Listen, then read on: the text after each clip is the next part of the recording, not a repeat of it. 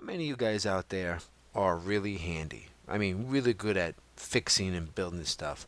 You look at IKEA furniture and you go, you know what? I could do that. I would need to look at pictures. Well, I'm not one of those people. I'm not super handy, but unfortunately in life you have to try and you gotta do stuff for your family. You see, being part of a family, you have to do the hard things like installing stuff and fixing things. I'm not good at any of that, but for certain people, you have to do it. Step up to the plate, play the game, and hope to God you can bunt. I suck at baseball too. So my grandmother, God rest her soul, she always had me and my wife go over and put her curtains up at least 4 times a year. She had spring curtains, winter curtains, fall curtains, and summer curtains. Rarely did she ever change her blinds. But she decided one day she needed new blinds. So we go over there, we go put the blinds up for her. And my grandma doesn't have tools in the house. She's an old Italian lady, so basically her tools consist of a broomstick, a rolling pin, and like like a makeshift hammer that she used like an old box of hardened pasta taped to a stick. So it was simple enough. Across the street, there's this old school hardware store. You know the one I'm talking about. It's got the wooden slots on the outside. The windows are so dirty you can't see in. It just says the word hardware on the outside in red letters. Let's go get a screwdriver because we need a screwdriver to screw in the brackets to hold up the blinds. It's a simple task we're trying to do here. We get across the street. We go to the hardware store. And you open up the door. I mean, when you open this door, the door was so hard to open. Like no one wanted this door to be open. This door wasn't meant to be open. You're not supposed to be going. Let me just tell you right now, you're not supposed to go in this store. But it was the closest store to us. Really, it was the only hardware store in the area. So you turn the knob, and it crickles and crackles. And you push open the door, and it has an actual bell. Not like those electronic ding dong bells you hear at the stores, like nowadays, like bing bong. No, no, no, like a cowbell, like attached to the top of the door frame. You open up the door, and it bings like ding a ling a ling, like someone put a cow up there. So you walk in, and it's dark. I thought the store was actually closed, and there's these three heavy-set men standing behind the register, and it's one of those old school registers. You know, it's made out of wood, and like it looks like it's from an old saloon in the Wild West. And the three guys look at me, and they look at me and my wife, and they start whispering to each other. Whose kid is that? Do you know him? Is that Vinny's cousin? I don't know. I think this might actually be a customer.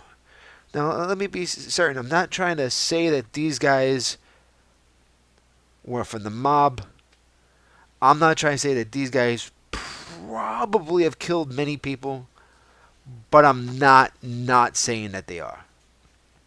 So we walk in and they say, "Hey, how can we help you today?" And I'm like, looking for a screwdriver, and they're like, "Okay," and they just stared at us the whole time. And as we're walking around the store, we realize they don't have anything. They don't have stuff for sale.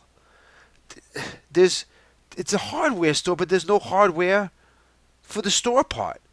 There's a plunger. It looks like it was used.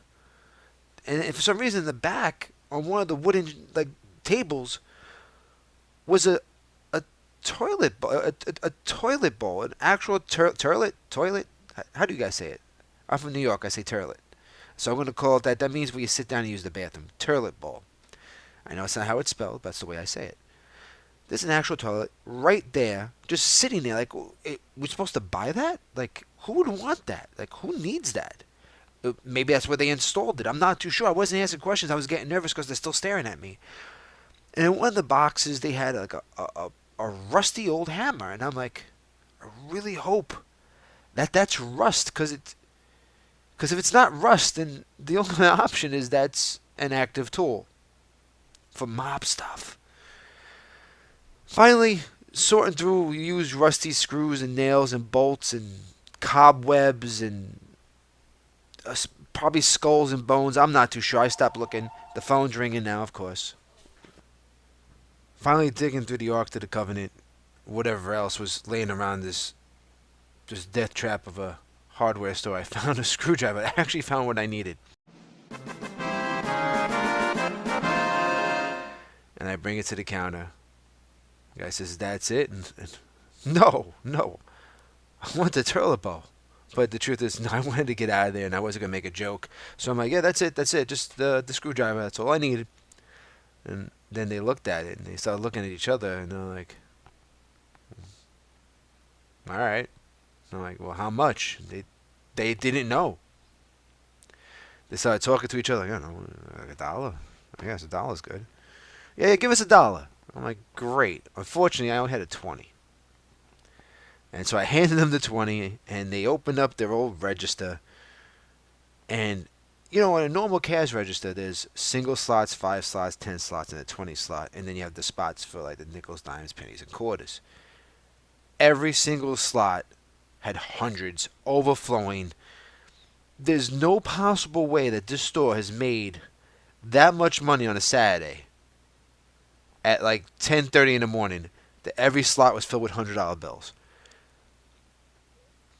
And then they close the register back up like I didn't see this. And then they go, give us a second. And then they start going through their pockets to break a 20. And they had wads of hundreds. This is like Goodfellas, legitly. This is like you walk in, like, how much money you need? How much money you need? I need this much. And they take out a wad of money. Not like singles. This isn't like stripper club money. This is like hundreds of dollars of bills. Finally, they were able to scrounge the $19 and change, and they gave it to me. And they handed me the screwdriver because they don't have bags. And I said, thank you. And honestly, in the back of my head, I said, thank you for not killing us. We see nothing. We know nothing. We backed out of the store with the bell going off on the door. And we went back home to my grandmother's place to put up the blinds. And let me tell you, it was a good screwdriver. So at least they got that right. But that was one of those situations where you're like, oh my God, what was that? Once again, I'm not going to say the mafia.